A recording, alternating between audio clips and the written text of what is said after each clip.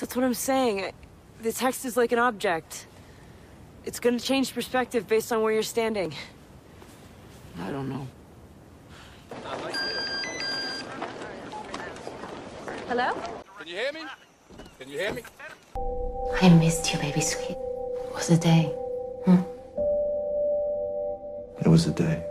Please tell me you're seeing this too. From Seattle, we're Drinking the Movies. I'm Taylor Baker. And I'm Michael Clausen. Oh, hey, Michael. How you doing today, Taylor? Oh, it's a good day. Already got an episode in, and now we're on number 2. Also, number 2 of beer. Double episode days are good days. They are. Should we just jump right into first impressions, since they already know how we feel about this beer from last episode? Let's do it. What are we seeing for the first time today? We're going to do Triple Frontier, and then we're going to do Mads Mikkelsen's solo I think it's a solo picture, Arctic. So let's get to J.C. Chandor's Triple Frontier. Let's do it. We need to hunt quickly. You cannot think they will find us. It's always a little harder than you think it's gonna be. We don't leave messages like that. This is not what I signed up for. A lot of people are gonna come after you. So we go through.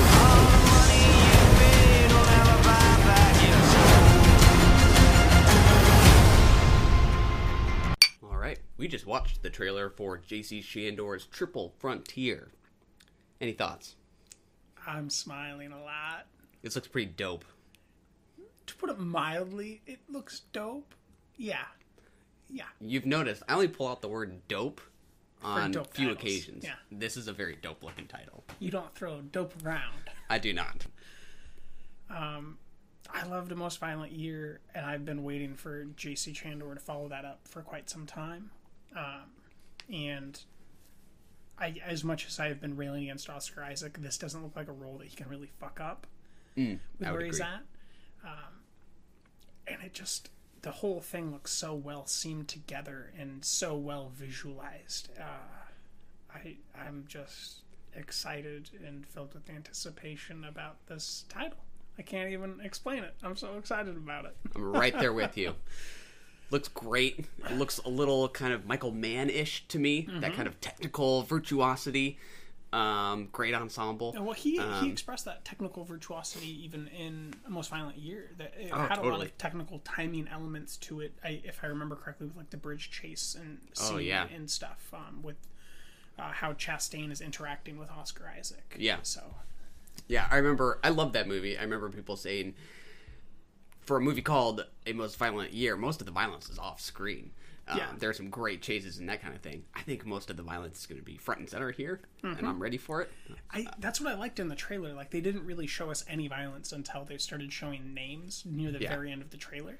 Yeah. And even then, they were barely showing violence, but this whole time they've got guns and they're strapped up, and Ben Affleck seems to be working for a living again, which is a nice touch. Yeah. You know? It's been a little while. Garrett Hedlund's making a nice little appearance here. He was very, very good, and something that barely anyone saw this year called Mosaic from Steven Soderbergh. There you go. I'm sure you've never heard of it. Never. Did you like it? It might be my favorite thing of the year. There you go. Pretty cool. Yeah. I saw at the very end there that the story is by Mark Bull, who worked with Catherine Bigelow on like Zero Dark 30 and The Hurt Locker. That's good news. That's great news. He great must collaborator. be qualified for some of this military logistics stuff. Totally. Which is basically the crux of this. Yeah, it's very much like a military Michael Mann. Yeah. I have very few reservations about this, which means I need to temper my expectations. No, so I'm that still I'm not kind of in like emotional shock about how excited I am. Like, I don't even know how to express. Like, I couldn't even tell the listener what I just saw in the trailer. I'm just like, yay! Yeah. Comes out in March on Netflix and in select theaters. I know that. Definitely want to see it in theaters. It'll make me want to kind of reflect back on his other movies. I liked Margin Call. Did you ever see that? Never did see that. I meant to. I didn't realize that was his film. That had like 12 different major actors in it, didn't it? I can't remember if it was that many or not. It was the economic crisis film. the Wall Street one. With, like, I Kevin remember Spacey like in it, I believe. a bunch of actors standing in front of like a skyscraper window. On the cover? Yeah. Got it. Yeah, I think that is the poster art. Yeah. Something about like professionals, like men at work or something like that. I think about that with Margin Call, Oscar Isaac in a Most Violent Year. I don't know. It'll be interesting to try to trace to see what his he's doing with his body of work, because he isn't one that I've really thought of in those terms. I just know that each movie I've watched I think is great, but I haven't thought about it in totality yet. So yeah, and that'll be fun. Good on them for getting Pedro Pascal back in a Netflix original release and kind of tying this in between seasons of Narcos filming. It's I think it's a very good choice for them. To got him locked in. Yeah. He's not going anywhere apparently. I'm very this is an exciting time to see the collaborations between Netflix and visionary directors. Even though we maybe haven't liked all of them, I've disliked ones that you've liked. You've disliked ones that I loved.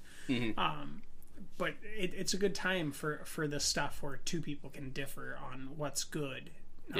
Getting made. Totally, it's nice. I'm pumped. Let's hop over to the Arctic with Mads. Let's do it.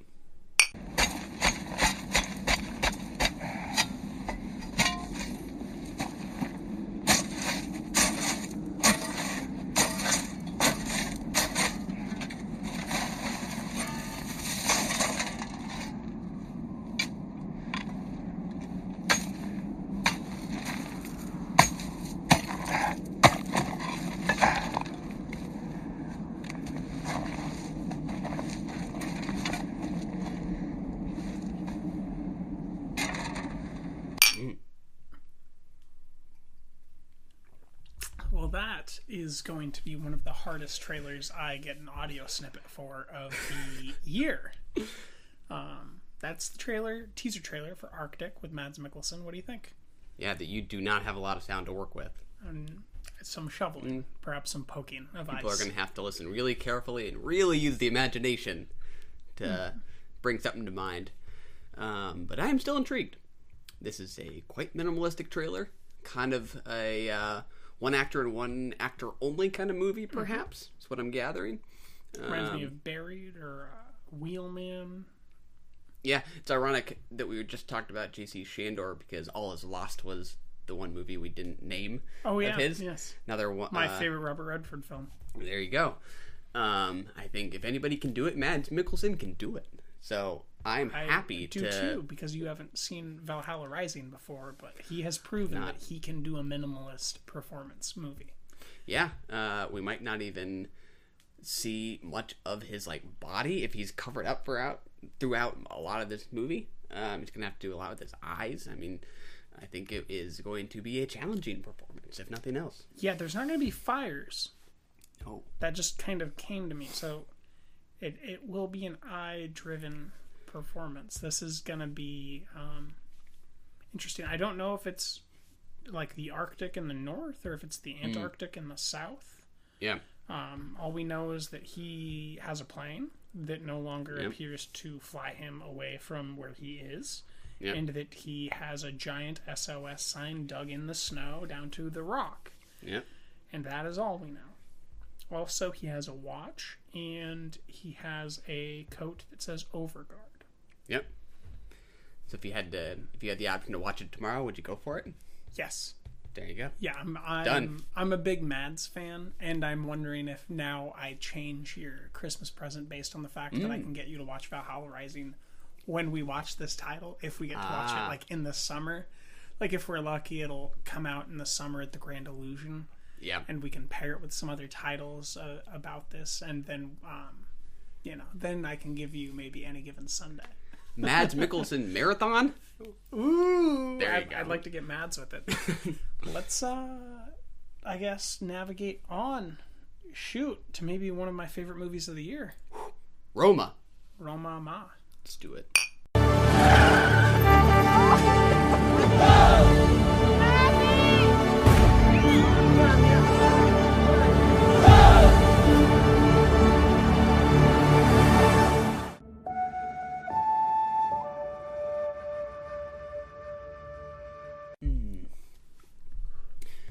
We didn't see it together, but we both saw it in the theater a Glad you did.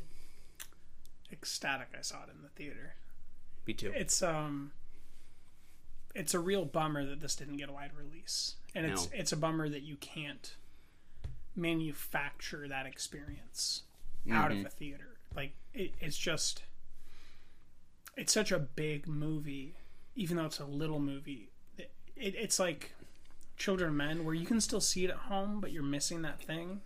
Oh yeah, you can see Gravity at home, but you're missing that thing. It's like that. Cuarón's got this weird stylism to him where his pictures are so cinematic that out of a cinema you're losing a context. Yeah. Children of Men and Gravity are both ones that like I'll be curious about and think about rewatching, and then just not want to because I feel like it's not the same after seeing it on the big screen. Like if I have to watch it, I definitely don't want to watch it at home at 2 p.m. You know, there's something about the scale that demands a large format. Yeah, but I don't know. With Children of Men, I just always want to rewatch that movie. I think that's like my number 2 movie of the 2000s decade. I know that it's not nearly as appreciated by you, but I like it. It's a good movie. You do like it? Yeah, I do. Yeah, it's definitely not like a 2. You didn't like it last time we talked because I was talking about maybe revisiting Children of Men before we had this discussion. Only relatively speaking, like it's not like a 2, but it's maybe more like a 3.5 or 4, and not a 5. Definitely not one I actively dislike. But I should clarify: Gravity I did see on the big screen. Children of Men I did not. I don't know that I've ever had a great Children of Men viewing experience, which I think has probably been pretty detrimental to my affection for that movie. That is sometimes just a part of the process, for me at least. Regardless, we're talking about a movie called Roma, not all these other movies he also made. Cuarón, Main character Cleo, I don't remember her entire full name. Do you? The actress? No. Oh. It's a very extended name within the context. Cleo is all I remember. Yeah, it's a name that I'm not suited to remember or pronounce, unfortunately. It's beautiful, though. Yeah.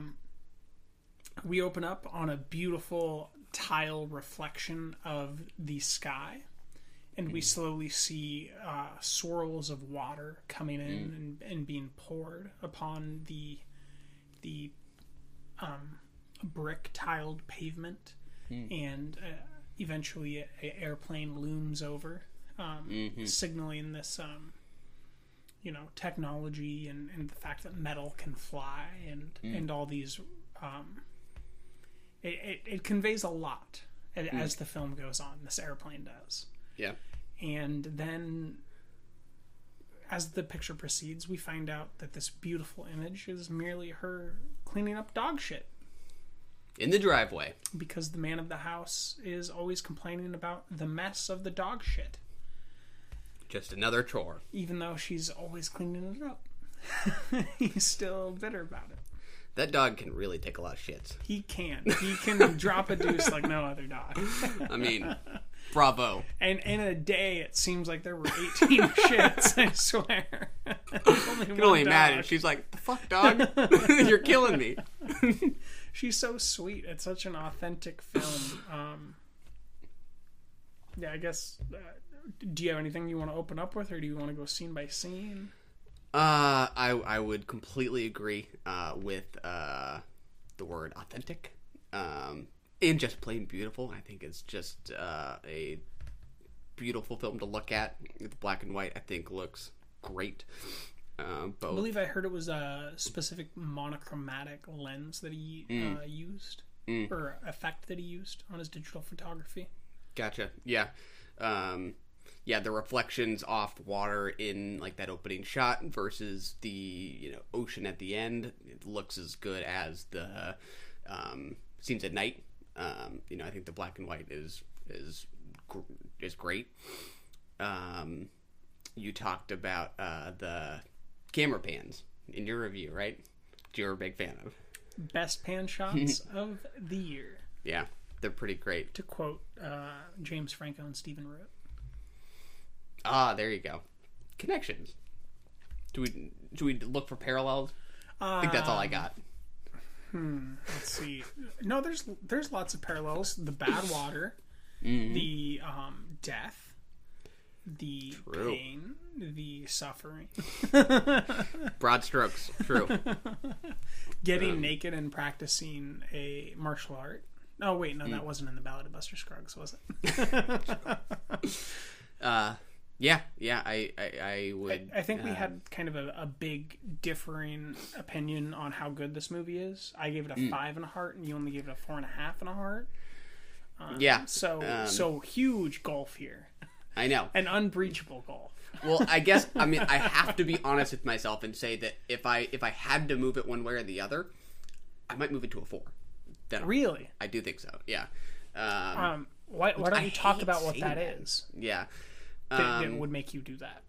I think there were 2 things that I kind of honed in on that I really didn't want to feel, but I feel like I just have to say that. I think I would feel phony if I gave it the 5 because I think there were just a couple things that kind of took me out of it. One scene was just before Cleo goes into labor, and she's shopping for the crib with the grandma, I think, and that's when I think the boyfriend's name is Fermin. I might be getting her. It doesn't boyfriend's matter. names mixed up. The boyfriend. The boyfriend during the giant student riots that actually happened in Mexico. Yeah. On that exact street. Yeah. Yeah. I mean the happening of coincidence in movies is something that I just never respond to very well. It just, I don't know. I mean, to me. So question, because I already understand what you're talking about. Would a different man pointing that gun at her have worked better for you and not drawn this problem? Definitely. Okay. Yeah. So just narrative coincidence, which is how writers have to write because they introduce characters and then they find out what to do with them. They don't have to do that. Well, sure they don't have to, but that is the pattern. You know, a writer will introduce a character into a story without any clue of what that character will go on to do. And I think that might be the case there. I cannot disagree more. What do you mean he has to be there? That makes no sense to me. So when an author or a writer is creating, they might just start manufacturing characters without any clue of what they do yet. Yeah. And then eventually they find out where they fit in perfectly like a key. And for me, that scene with that character fit perfectly like a key to unlock this objective of having this problem with the birth. And for you, it doesn't work that way. But that is just there are certain tendencies that all authors have. Like in a Neil Gaiman book, as soon as he introduces some old person that seems to have nothing to do with the story, you know that they're going to have everything to do with the story. You know, there's just tics that writers have, and I mean, you can criticize it or say that it's a problem or whatever, but it's just kind of a stylistic tendency that always tends to happen with writing. Yeah. Or it might be a director's job to not do that, but the thing with Alfonso is he writes and directs. So you're going to run into these authorial problems within his pictures, and that might be one of your problems with him. Yeah, I mean, I guess it was just in the context of how sort of natural and everyday and sort of mundane everything else felt that it did just feel like such a strikingly isolated coincidence in the context of the naturalness with which everything else unfolded. Did the movie theater do the other one for you? What do you mean? The other coincidence at the movie theater? When the father with the mistress comes running out of the theater in front of the son? As Cleo runs up to the son? Was that the other problem? No. That wasn't the other one that I was speaking of. Yeah, interesting. You're right. That is also a coincidence. You're right. That one didn't. I don't know that I have a good explanation for it. That one didn't strike me as quite so obvious in a way. That I thought was actually more interesting. The other one was maybe just the withholding of more joy in his telling of Cleo's story. And this is, a reservation I have despite really liking the movie overall, but I do think it is extremely compassionate and very empathetic at the same time that I feel like it is just pretty withholding of moments of great happiness in her life. Yeah. Do you think that there were more moments of great happiness that we didn't get to see? The film didn't show it to me. I think that's kind of what matters. No, I mean, like, not just her, but like a person like her. What moments of joy, great joy and happiness are you talking about? I don't know. I don't know that, like, I don't know what it didn't show me, I guess. That's a fair question. Yeah, but we're talking about, like, a servant who lives on the property of someone else at their behest and works every day at their behest. Yeah.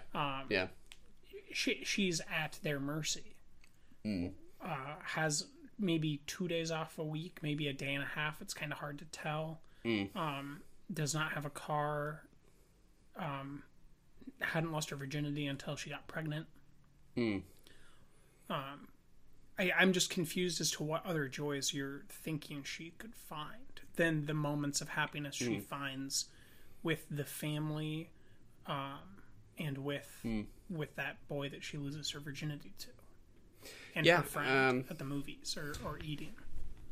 I guess I'm thinking about it in comparison to something like the Florida Project that I think is unsparingly honest in how it recognizes the hardship that its two main characters endure, and nonetheless manages to also show the world through their eyes and allows us to experience the little moments of joy that they do feel. I think Roma's more unsparing in its depiction of her hardship, and like that's what I love about it. At the same time that I wish it had maybe given me just like a smidgen more of what joy felt like to her.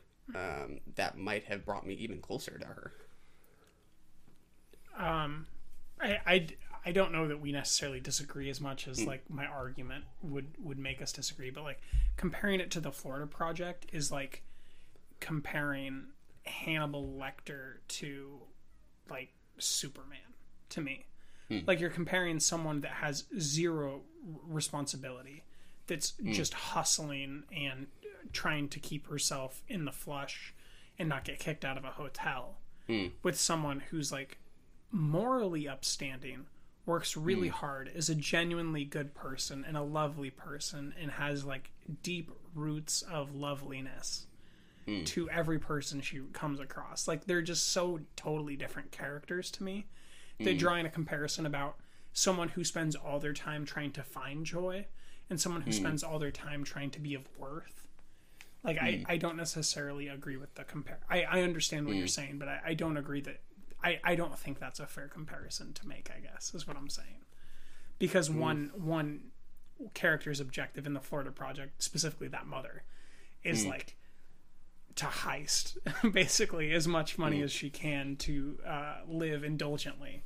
And it seems like Cleo's role is to live as honorable and fastidiously good a life as she possibly could. I would maybe... I think the worldview we get in the Florida Project is more from the perspective of Mooney, the little girl. And yeah, I mean, I think they're different movies in obvious ways, but I think the filmmaking intent is to kind of spotlight somebody's story that the directors find frustrating or sad. And I think there is something to a filmmaker's ability to grant them some moments of happiness and joy that I just feel like he was maybe not so generous with in Roma. He wasn't. And you have to ask whether or not that's because of the actual maid that he's basing the film on in honor of. Who we see his name at the end in loving memory of, or in remembrance of. because a little boy might not see those moments of joy that she had, but I mean, I didn't get the sense that her whole life wasn't filled with these small moments, like holding the dog. Sometimes she's smiling, watching him try to drive the car in, she's smiling.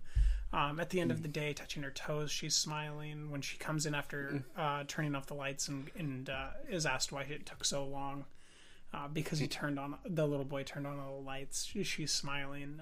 She's held by this idea, what I think is the embodiment of one of Alfonso Cuarón's moments of childhood, where she's watching TV with them on the cushion and is embraced by the little boy. Like, there are these moments that I will say that because it's so powerful and is used so sparingly, I understand what you mean with that smile that happens after she loses her virginity and he's practicing that naked kung fu. Great because Cleo's smile is so powerful and so deeply moving. Yeah. And you want her to have a better time. But I almost wonder if that's just an effect of, like, is it possible that you came to love her so much through the film that you just wish for her more happiness? Or is that truly a film? Well, I definitely want that. I definitely wish. I mean, it's impossible. Because, like, with me, the killing of a sacred deer is, like, so deeply affecting in a negative way that I hate it. But that's a positive reflection of what it accomplished. Yeah. So I'm asking if it's, like, a positive reflection of what it accomplished, perhaps, even though you didn't respond to it. Yeah, I mean, I definitely think it succeeds in making you wish she was more fulfilled, or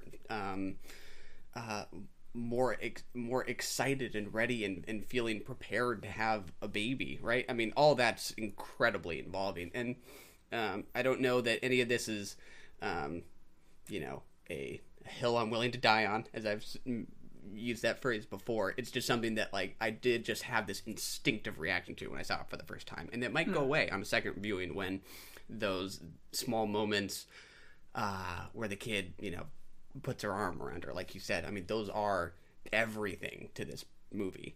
That might be enough. But at the same time, I had to, like, just kind of get that off my chest about what I think was holding me back from just wholeheartedly loving it. While I did love it, I think, like, this is just what I think was maybe me holding me back a little bit. But I think you're totally right about those moments having a tremendous impact, especially relative to, like, how every day they feel, whether it's that kid putting his arm around her, or her saying just good morning as she wakes him up. Oh, great scenes. Oh yeah.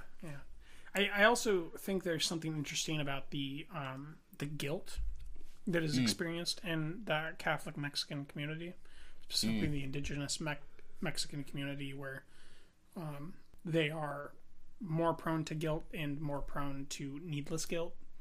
So maybe once I believe once she lost her virginity, she kind of becomes that sort of not exactly positive person, especially after she's left the movie theater with the jacket. So I think that maybe there is something there to pick up on, but I just I love Cuarón's films, and I just can't map on to the negative interpretation. But I think I can understand how you'd find it. I can't find it. yeah, that makes sense. I did love how it depicted the boyfriend. Actually, it's not really her boyfriend, but the Fermin who impregnates her. Yeah, the baby daddy. And the martial arts hobby. It doesn't, like, belittle him so much that, like, he doesn't look like he knows what he's doing. Like, he looks like he knows his martial arts. It turns him into kind of a toxic asshole, is what it is.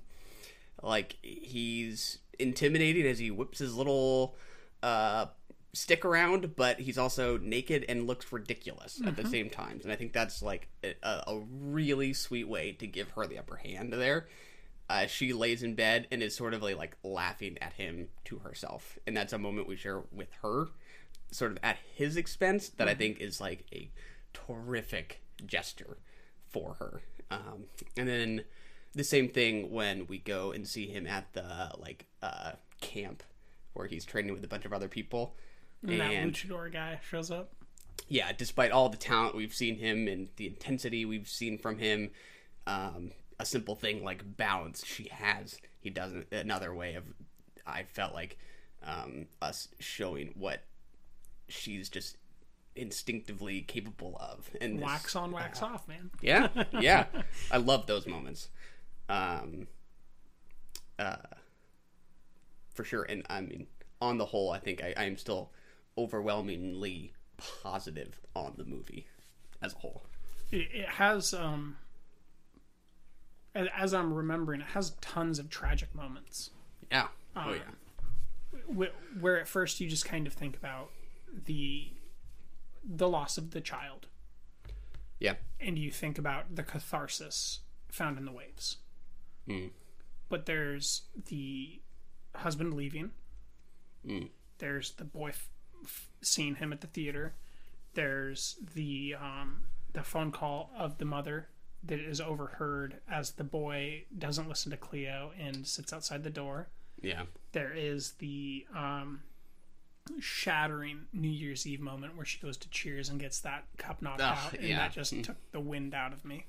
Yeah. Immediately after that, there's the forest fire. Yeah. Right. There's and there's the slow deluge of loss of sobriety for the mother as she drives that car. Yeah. There's there's the student riots where she gets the gun pointed at her. Like, there's just so much. There's the earthquake. Like, there's just so much tragedy in her life that when you ask why there's not joy, I think that I'm not remembering that's why I think there's not joy. Not that you're wrong. It's just I think that's why there's not joy, because there's all that goddamn suffering and tragedy. Yeah, and it's all real. It's all happening. Yeah, I mean, maybe I just have to accept it as a movie about tragedy. I guess I just saw these flickers of hope and wish it had just leaned into that a bit more from time to time. The guy next to me at the end said, God, that was depressing. And I was like, yeah, I don't know that was the reaction I was hoping for. I don't know that I felt that. And, I do think it evokes deep empathy. It definitely does. I think there is a difference between a movie that's... I mean, I was surprised that he said that, actually. But I do think there is...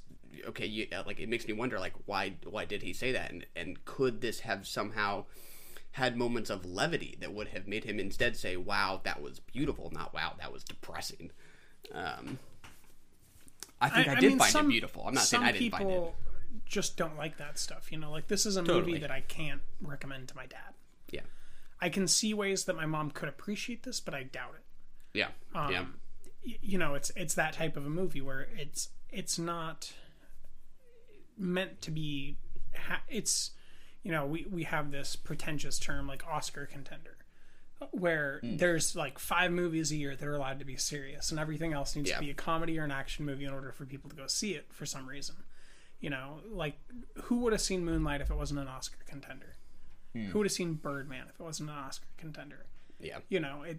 And this is, vying for one of those respectable positions where people should go see it because it's not a happy movie and it's an Oscar contender. Yeah. But I would say that it's an authentic movie to a real experience that a boy is reflecting on about someone who really loved him. Yeah. And I think that the moments of honesty found at the end of it, when she says she didn't want to have the baby. Yeah. And the way that she is I interpreted that the mother understood what she meant, and that the children were loving her as much as they could just because they loved her. Yeah. Like that is just so touching and deep in the way that Moonlight ending on the beach is so touching and deep to me that it's I think it's just transformative cinema that takes me outside of my head and exposes me to the emotions, the real emotions and the real experiences of someone else. Yeah. Yeah. In a non-disparaging way. Yeah. Yeah. ending, it's not the end, but the near ending scene of on the beach is incredible. I mean, to me, that is sort of the defining image of the film, right? Which the one that also is on the cover, right? At least a few covers. I don't really know how the digital era works with covers. Yeah, exactly. On Netflix releases. Yeah, I mean, I guess they'll just change it when they want to. Please don't. It's great. To me, that feels like something like a monument, like something that is just built in stone, intended to last. Can't you see that as a statue, like those waves? Oh yeah, on the absolutely. Beach, like as they're all holding each other. Yeah, I think this movie lacks like spontaneity in a way that's like very purposeful, because it feels very much like something carved in her memory, and meant in her honor. And it's built to last. I think the black and white contributes to that, right? Color can kind of fade. This doesn't feel like something that's going to fade in any way. It feels like it is there forever. And it's one of the most exciting uses of digital cinema this year. I know a lot of people didn't like Solo, but I thought Solo was another example of really beautiful digital imagery, and I think that this is simpatico with it. It's very beautiful to look at. Oh yeah, absolutely. And what a performance! Like, I thought she was great. Great performances from everyone. I never didn't think I wasn't in the world. Yeah. Like I went in to the airplane, getting washed on the tile. I became arrested, and I was not released until the airplane left Mexico City, I would assume, and flew away while she was going back up on the rooftop to scrub.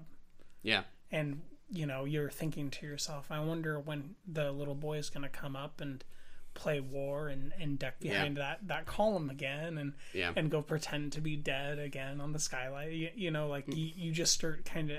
I was reliving the memory of the film already in my head. Yeah. Before the credits even rolled. Yeah. Yeah. Yeah, I mean, it's one that I am like super eager to revisit. There's something that does seem to kind of just invite you back to it.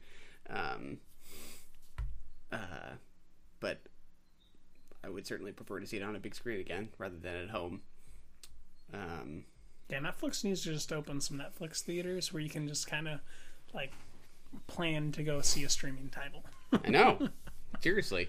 I know it's playing at the Cinerama, which would be cool. Oh, really? Yeah. It's a great big screen to see it on. That would be very interesting. Yeah, that's like as big a screen, I think, as we have in Seattle. I think so. Or maybe Maybe the IMAX Boeing Theater? That's the one I was thinking of. Could be bigger. It's possible. They're up there, which is awesome that they're willing to show it, even though it's currently streaming, right? They don't care about the windows. Yeah, you had mentioned that you think this is very much just in sync with Children of Men, both kind of thematically and stylistically. Yeah, kind of. Definitely stylistically, but the ideas of the mother and you don't want to say oppressive society necessarily, but the idea of violent society around the mother and how it affects her, because the violent society around the mother and Children of Men and all those mothers are unable to conceive, except for this one mother that Clive Owen is guiding, and eventually Charlie Hunnam on his dirt bike encounters them, and that's one of my favorite little nuggets of cinema that Charlie Hunnam's in that movie on a dirt bike. But the comparison I think is this idea that all the world couldn't have this child except for this one woman and Children of Men, and in Roma all these children are around, all these people are having children, and this woman who would be perfectly suited to have this child, the best mother that you could imagine for a child, doesn't want it. And you can really understand why she doesn't want it, but it's still a fascinating thing that she doesn't want it. And it's heartbreaking, and you can't, I don't feel like you can be mad at her or judge her. I don't care who you are. You can't tell her that she shouldn't want it. You have to understand that she feels how she feels.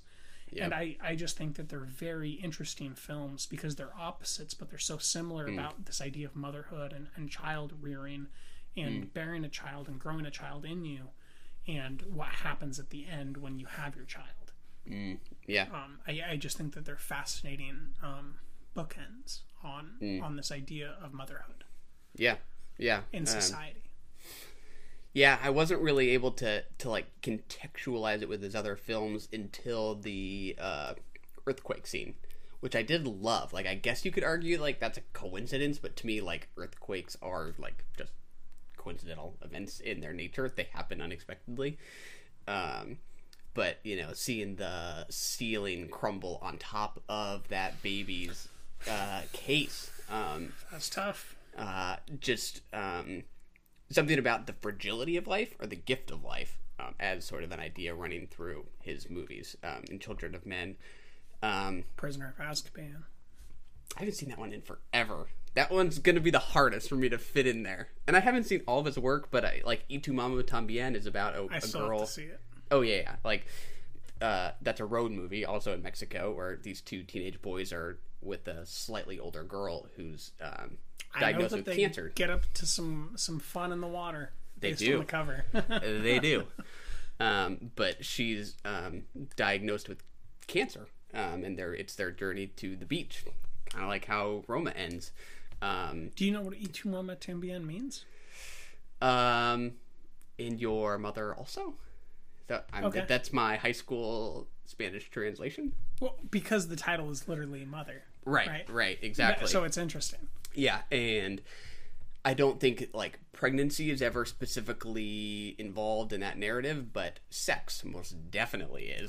There's plenty of that from the cover, right? Exactly, and what it means to the boys as new to the world of sexuality, and what it means to this woman who's now diagnosed with cancer and sort of preparing to die.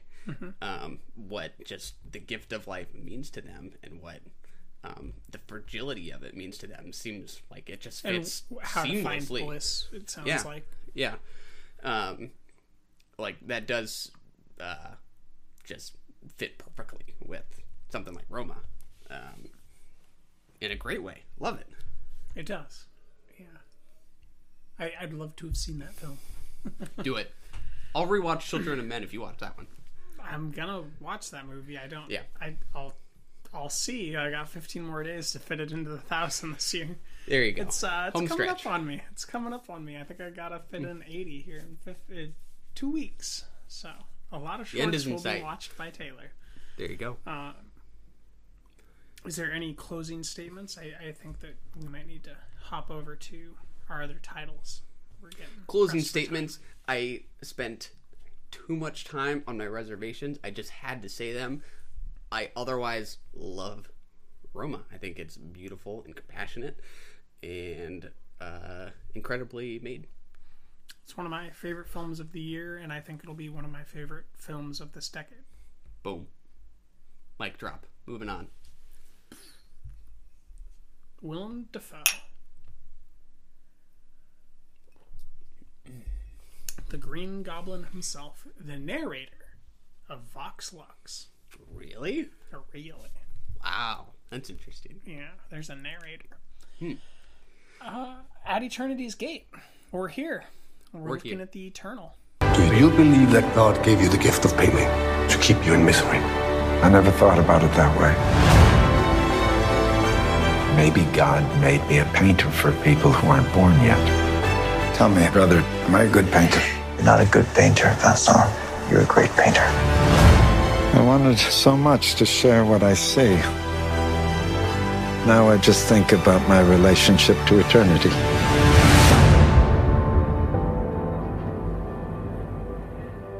Pushing the gates open into this discussion.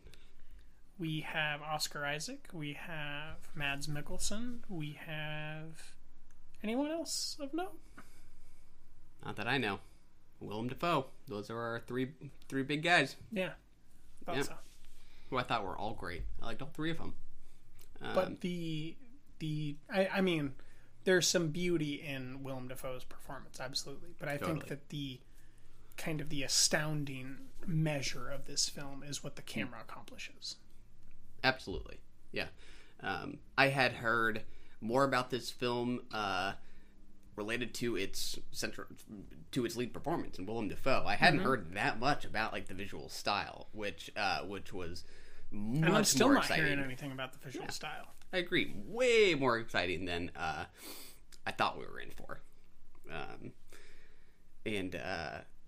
I think you described some of the earlier moments in the film as sort of like aggressive brush strokes. The first half specifically of the film feels like these beautiful aggressive brush strokes, like this passion, not really like anger, but passion. Yeah. Stabbing and swirling. And then you felt like that subsided in the second half. Once he began to go crazy, it did seem to subside. I don't know if that was conscious by the filmmaker or restrictive based on money, time, who knows. Yeah. But it did seem to taper out. And in conjunction, it also seemed to use the kind of undersea effect of soft blur, lower portion of the horizontal frame, sharp focus, top portion of the horizontal frame. Yeah. One of those touches that, like, I don't know that I have a good thematic explanation for that. I love it. I think I have a good character explanation. Oh, what do you got? So I love it either way. It seems like he begins to go crazy. Yeah. By his own account and by everyone else's account. And that's making the world be seen in two different ways. In focus and in a blur. And perhaps that's how he's living in the world. In these blurs where he's unaccountable, and in these sharp moments where he's truly interacting with everyone or with people on the super intimate, interpersonal level that is transformative to him and to the people he's interacting with.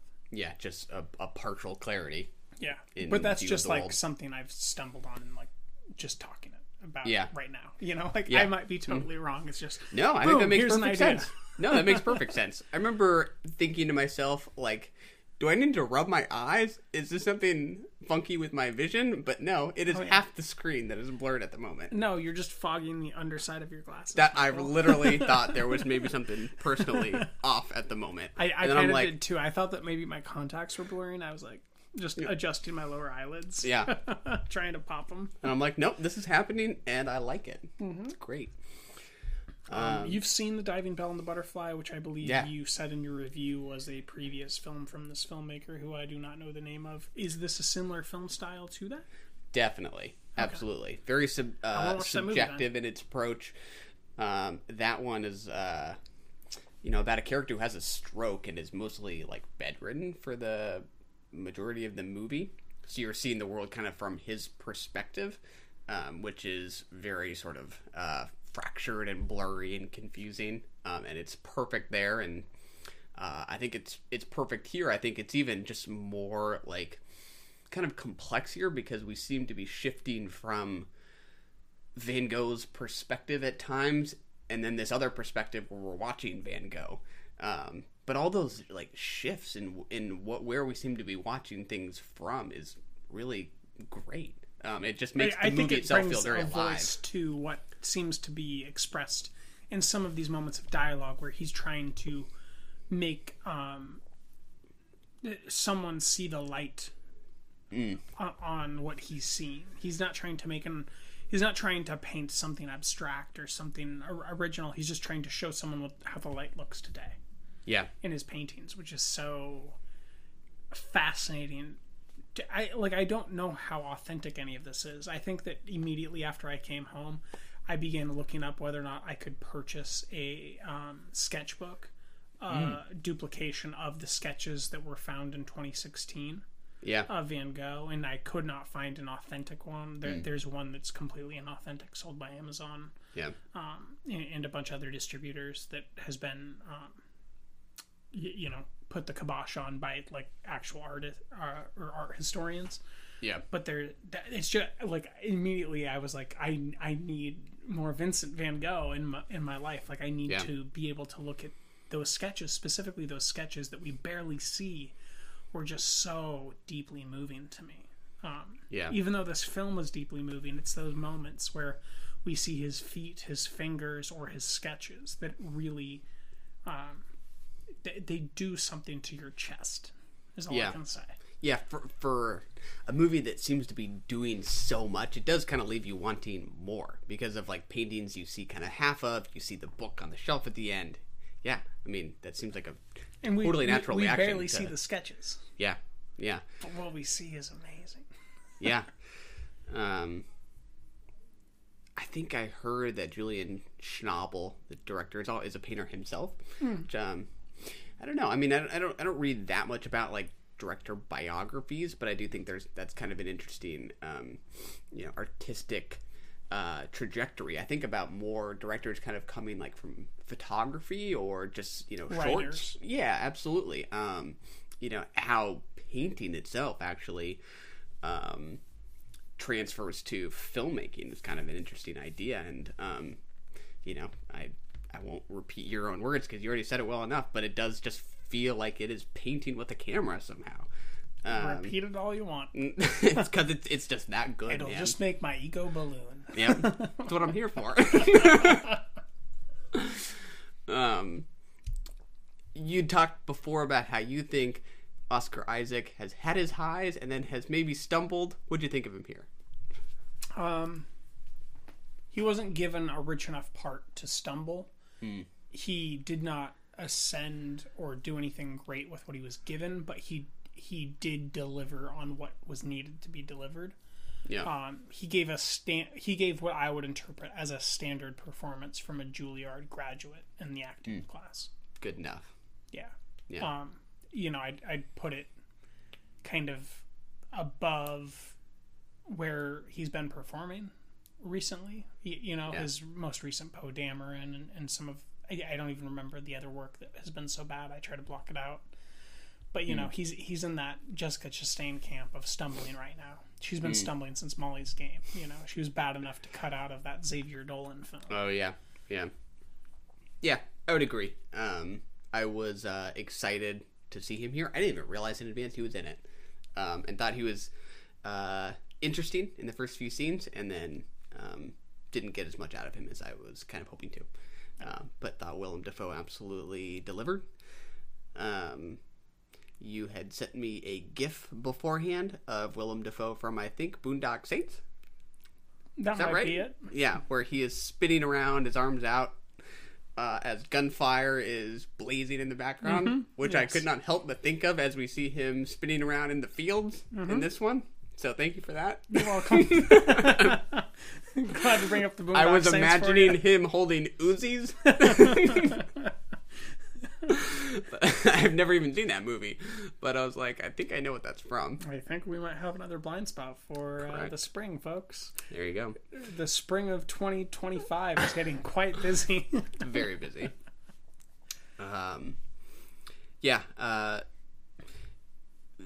Stylistically, as we've talked about, loved it. I think just some more narrative oomph. I was just maybe, for something so character driven, hoping to just get a bit more out of it narratively than I think I did.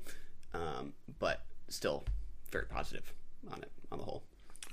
It felt very much like his performance. Not that. This is hard to maybe compare, but it did feel like a naturalistic performance from Willem Dafoe, the way that he gave in Pasolini. Haven't seen that one. Also a film about an artist where he kind of just becomes the body of this person. He's dressing like him. He's behaving as he... he's a very studious actor. I would assume that he read biographies, autobiographies about whichever artists he could to get within this space. And the way that he just kind of dedicates his body. When I see him pulling himself up this rock face, and he has to drop the canvas, and he can only bring the sketchbook. And I think perhaps he brings the stand, one canvas, and the sketchbook in that particular moment. There's something so authentic about the behavior of his body and the desire mapped upon the wrinkles and the creases of his face. And those wrinkles and creases of his hands as he's biting into the rock face. to climb up this countryside rock to get a perspective of the light reflecting on this field and capture it. There's just something so authentic about the immersiveness and the pleasure he brings to his roles that I think is really touching, and what really grounds this film in such a way that you can suspend your disbelief long enough to let everything happen, to buy into these time lapses, to this intro that becomes the climax, to the straitjacket being this thing that he's wholly willing to put up with and happy to be compartmentalized by until someone else tells him that he shouldn't be, and then he believes them. It is a transformative performance that is as good as he was in the Florida Project. Yeah. Those sound loops where we'd hear his own voice repeated on top of itself just sort of like doubles his performance, and the whatever confusion he's feeling as he's seeking this inspiration, I think, becomes quite palpable and immersive. I thought that was a nice touch. Like, we're talking so much about the visual approach, but I think like the sound in some of those loops, I think, was also pretty effective in just bringing about sort of that confusion. The I'm sorries were also just staggering. Yeah, I cut off my ear because I'm sorry. I'm sorry. Tell him I'm sorry. Yeah. I was like, Oscar Isaac does not deserve your ear, sir. Yeah. Did the other guy look too much like Oscar Isaac to you? Yes. Yeah, I never didn't see Oscar Isaac. Yeah. And that's maybe a huge problem with him as a performer. With Brad Pitt, Brad Pitt can play a role, but he kind of immerses. He manipulates his body in such a way that you don't really see him. And then, to a greater extent, Rami Malek can disappear in a role. I've never seen Oscar Isaac disappear. Yeah, I think a role like one in Triple Frontier, where he's not doing something so different from what he just is probably best for him. Yeah. He played this mayor in an HBO series, the limited series. It was like 4 or 5 parts. And that's maybe, I think, as far as his range can go, without me just going, this is Oscar Isaac. Yeah. Yeah. I think he needs to be accent driven, and I think it needs to be East America accent. Yeah. Yeah. To me, he's kind of the opposite of Willem Dafoe in a way, where I feel like I know Willem Dafoe's characters. I still feel like I maybe don't know who he is because of how much he does disappear. You want to, there's this film, Dog Eat Dog. Paul Schrader. Yeah. You watch that film, you'll know exactly who Willem Dafoe is. You think he's playing himself there? Absolutely. He's a murderer. Straight up cocaine snorting murderer. Whoa. Stealing from people. Sounds gnarly. Nice low life. Love it. Absolutely who he is. Or he's perhaps the captain of the undersea army as he's depicted in Aquaman. It remains to be seen. Goblin? I don't think he's the Goblin because James Franco's the Goblin as far as I remember. Oh yeah, I guess he is. What does he do in Spider-Man? They killed Willem Dafoe. He was the original Green Goblin, and then he's murdered, and then James Franco becomes the Green Goblin. Yeah, there it is. Diverse career. Diverse career. Quite the diverse career. Seamless from indie to blockbusters. What's that other one that he did in the early '90s? Mississippi Burning. Oh yeah, I haven't seen that one. That's a good one. Always been intrigued. That's on my watch list. It's special. The major thing that I would draw is how this, which I'm more interested in now that you say that. What's the director's name again? Julian Schnabel. Julian Schnabel is a painter. Yeah. And that a painter turned director is depicting the story in a way that equates Vincent with his brother Theo, because without Theo there is no Vincent's work. And how important it is to have a patron of someone's work, regardless of how little money that patron has, to facilitate the work, that he demonstrates the work is important, makes the time to go out of his way to go see him when he has to, and loves him and facilitates that work as best as he can. I think that's a very interesting interpretation that is super important to the story of Vincent. Yeah. As someone who's appreciated moving forward. Yeah. I don't know. I don't remember who that actor was who played his brother. He looked familiar to me, but he did to me as well. He's a great supporting actor that we've seen in numerous films that we don't know the name of. I agree. Yeah, he did feel like a strong kind of anchor. He will be Bill Camp in 20 years. Yeah, nice. That is well said. Yeah. Good movie. Recently, 20th Century Fox had two very heavy ideas. First, make a film called Beyond the Valley of the Dolls. Second, get Russ Meyer to write, produce, and direct it. You'll meet three girls, young, beautiful, talented, a tight trio that was the heart and soul of a rock group. Life was sweet, man, but not enough. The whole world was out there just waiting, and the beat inside pushed them to where it's happening. Hollywood, USA. Beyond the Valley of the Dolls. Screenplay by Roger Ebert. Directed by Russ Myers. Mm-hmm. Produced by Russ Myers. I don't think I could tell you the name of any of these actors or actresses off the top of my head. Do you remember?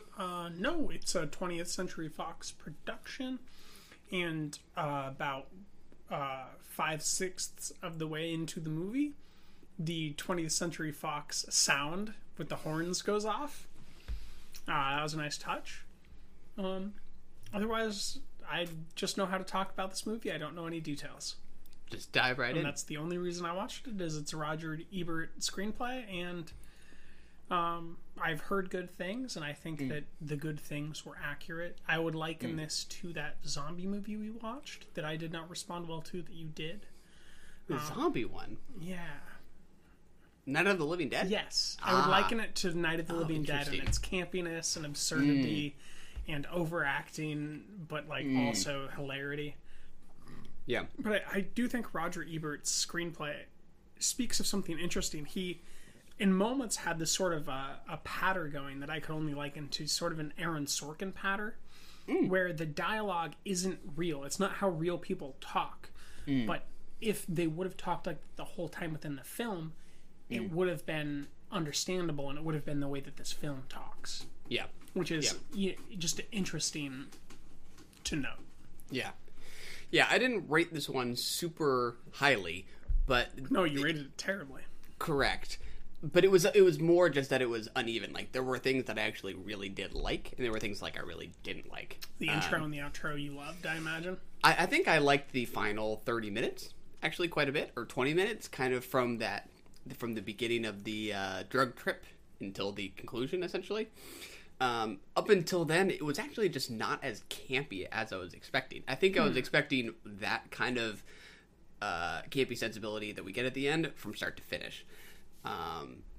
This is perhaps the earliest LGBTQ film I've ever seen. Oh, yeah. Yeah, that could be for me as well, actually. You mean just like release date-wise? Yeah. Exactly. Yeah, how early it was released and how many different demographics are represented within the film. Yeah, this is like early 70s, I guess, 1970 or late 60s, something like that. It feels 60s. I think it's 1974, 1976. Maybe it's 1975, right? Maybe it's right in between. I think it's 70s, yeah. Yeah. I think when the extravagance levels really go off the charts in the final 30 minutes, I was on board. I did find it surprisingly dull, kind of getting up until that point. I couldn't get on board with the editing. I don't know that editing is one of those things for me that can be like so bad it's good. The cuts, those just didn't quite work for me. Which cuts? Just a lot of them. They you didn't like the layering at the end. You didn't like the credits over the image. To me, some of them felt nonsensical, just from one person to another in how it was layered with the sound. I don't know that this was very seamless. Party? Yeah, exactly. Where they're cutting back. Okay, but not like when they're layering people on people, kind of towards the end there. That was fine. Okay. Yeah. It's certainly an uneven movie where like I think about 20 minutes into the movie, I was like, this is an amazing 5-star movie. Oh. And then 40 minutes later, I was like, this is not as good of a movie. And then by the end of it, I was like, we're back. Yeah. I just wanted the level of artifice that we got towards the end more consistently, I guess. Mm-hmm. But there were some threads that I thought were really hilarious. I think my personal favorite was the heavyweight boxer. Yes, great guess. That's incredible. And the gal from the band who starts an affair or starts dating the lawyer, mm-hmm. and that turns into like this suburban. What'd you call it? The girl that dates the Jungle Boy. For a little bit. Remember Jungle Boy? Jungle Boy is the guy in the like Speedo kind of thing, right? Jungle Boy is the guy at the end that's attacked by Superwoman. Right. Maybe we are thinking about different people. I'm thinking about the African American gal in the band, mm-hmm. who starts dating the lawyer. Yeah. Who was like the Oh no, I thought you were talking about someone else now. Oh, okay. I thought you went from talking about her to talking about the main girl who's going after the inheritance. Oh, and how she goes after that old guy for a little bit at the bar, and then she gets with the Jungle Boy. This is harder to talk about. Originally, she's with the trans person who is the Superwoman at the end. Right. Yeah. Not that thread. Many of these people we could describe using similar words.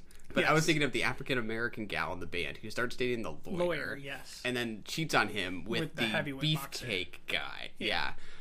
That felt like kind of it was in its own movie. Dude, the suburban melodrama. When they're in that little roundabout cul-de-sac. Hilarious. That was so good. That boxer felt like he wandered in from the Deuce to me. He felt like one of those pimps. He could be Larry to me. This whole movie felt like it was the Deuce out in L.A. Yeah. With totally. The band. I thought that was a hilarious thread that was kind of doing its own thing. The main gal in the band and the bit with her trying to get the inheritance. I don't know. I just didn't get quite as much from that. I wanted something. I didn't either. It was it's the meat and the bones of what's happening, so that the writer can find what's happening around it. You know, you need something nice and stable so that you can go explore these other characters and find stuff. I agree. Yeah. But yeah, I mean, the final 30 minutes, I mean, that is, I think, sort of what I look for in a great campy movie. Tarantino-esque. Yeah. The artifice is high. It's super exaggerated. You get those kind of queer elements, the androgyny. That's something we really haven't talked about at all on the show that, like, I don't feel like super well versed in, but I do know that, like, just the kind of, the artifice of it I find is very satisfying in a way. The artifice of what? Of his name Z-Woman or Z-Man? Z-Man. Cutting off the guy's head, for example. Right? I mean, I think this is the opposite of realism to me. Yeah. Right? I would describe it's not even surreal. It's somewhere between surreal and hyper realism. It's in this place that what's his name? Drive guy lives. Who? The what guy? Nicholas Winding Refn. Oh, gotcha. It's kind of in that place that Nicholas lives, right? That Refn lives. I would agree. That with a hyper stylized violence, but also like all these weird sub stories going on. But it's also playing into that camp B movie genre that's happening in the 60s and 70s. I think at this point in time they're still doing almost exclusively the B movies for African Americans.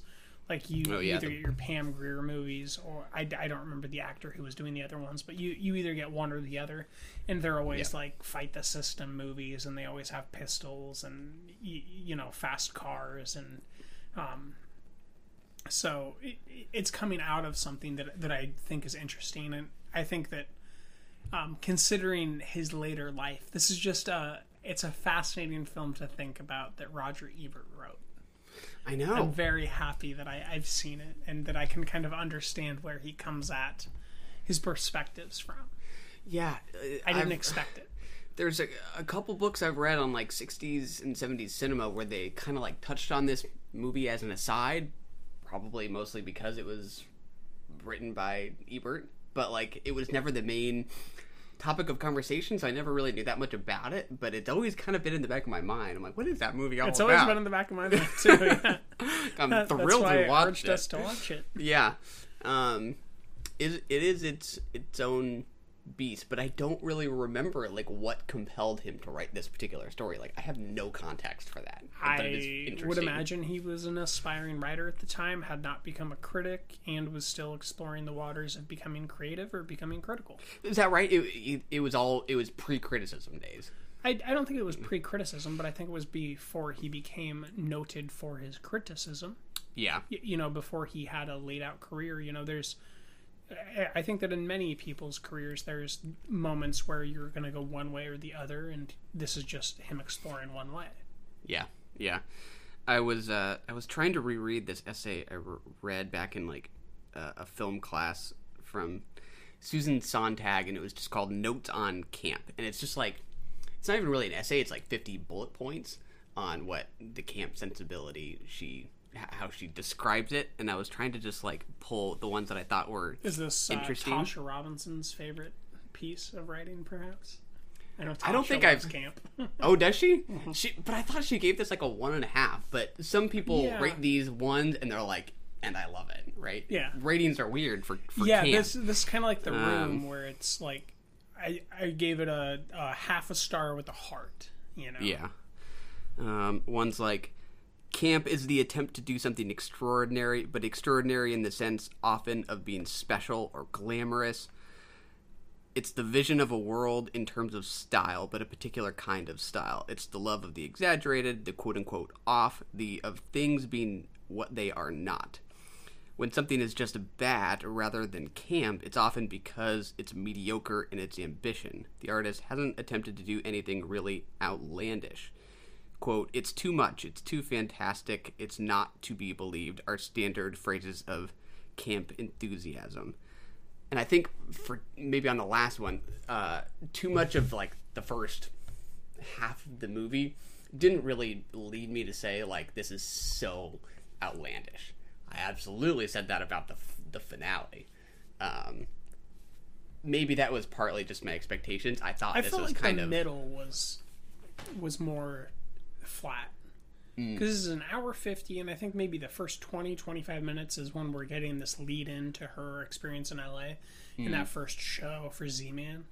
Which is, like, I felt like all that was pretty goddamn outlandish.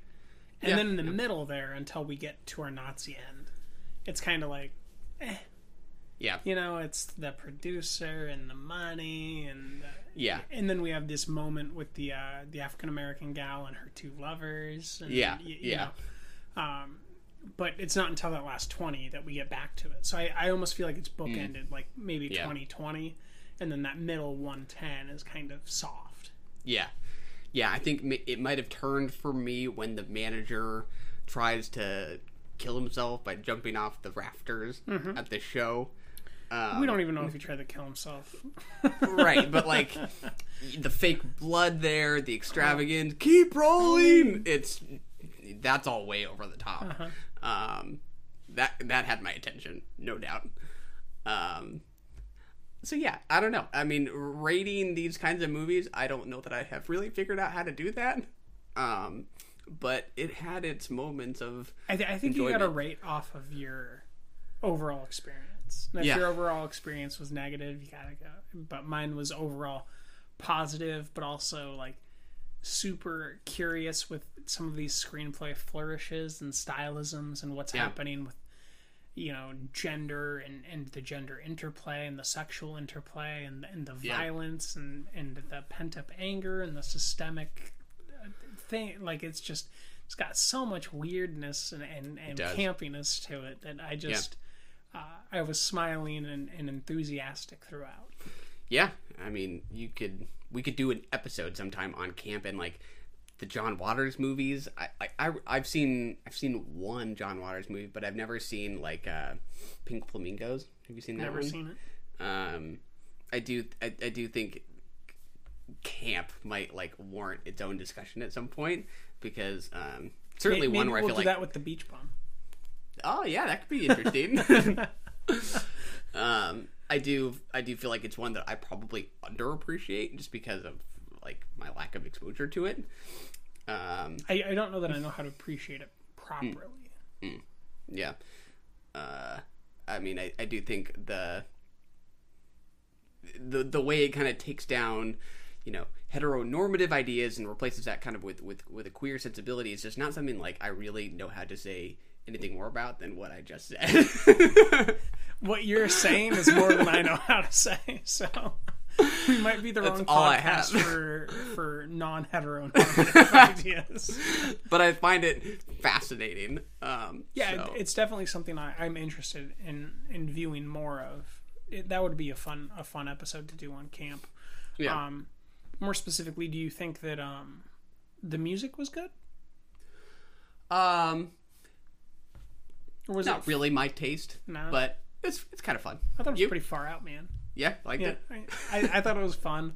I thought that the exaggerated, I thought that the way that the effort from the actress being out of balance completely with the audio coming in through the speakers was just this nice camp touch. You know, like there's something to be said for absurdism in these camp films, and I think that it had the right level of absurdity, but still balancing itself back to realism and being worried about which girl's pregnant, which girl likes who, and why, and if she's going to get the money, and now she wants half the money.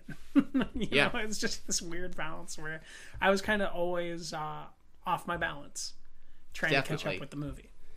And that's kind of the appeal, is that feeling of being off balance. Like that's what makes it interesting, right? Is it not feeling so familiar. Yeah. And lots of it is unfamiliar. Lots of it. The ending where Z-Man beheads Jungle Boy, who is tied up, and then he proceeds to chase the Nazi with a sword, while our gal who was pregnant runs away. It's just a fantastic ending moment. I was thinking De Palma, honestly. Oh, interesting. I could see that. Yeah, and sort of the that freewheeling, go for broke kind of sensibility. Definitely there. It almost felt like a movie in a movie. Yeah, because that camp sensibility is there. Yeah, I would agree, especially with how it's bookended, right? There's sort of suspense built into it. I wouldn't call this a suspense movie, and yet it kind of somehow pulled that off. Yeah. Because it did kind of create some expectations. Yeah, I would watch this again, but I might literally just watch the finale. Yeah. That was the intro and fine. the finale.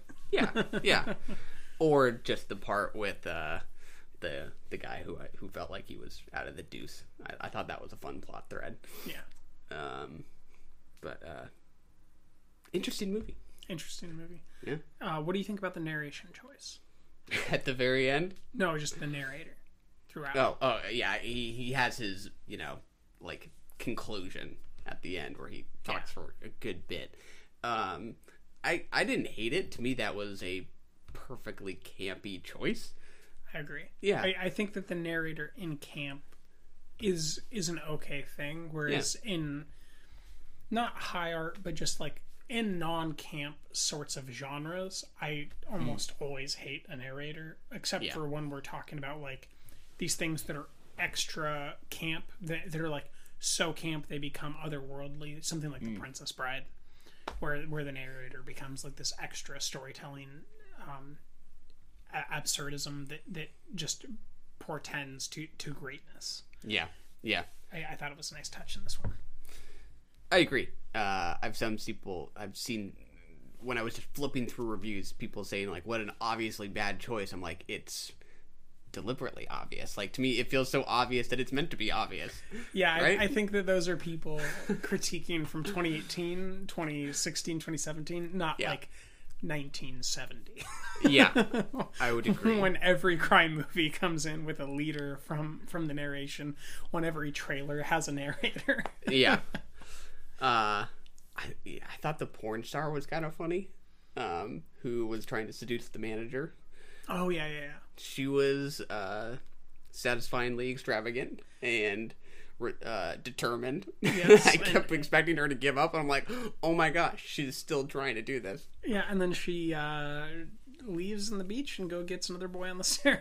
Yeah. So it's funny. I do think it's funny. I think it's a good movie that every person interested in film criticism and Roger Ebert should look up. It's not mandatory viewing by any means, but yeah, I'm glad we got to it. Totally. Good pick. Your choice, so good pick. It was my choice. Yeah. You chose 2 Lanthimos. I chose 1 Ebert. Here we are. Lanthimos was certainly the better. By score. The most important thing is, we got to get together and drink some beer. We did. Next week, we will be discussing Shoplifters, as well as the latest Clint Eastwood movie, The Mule, in addition to... We'll either be doing Vox Lux, Rafifi, or movies we haven't figured out what we're going to watch yet there. But we'll definitely be doing Shoplifters and The Mule.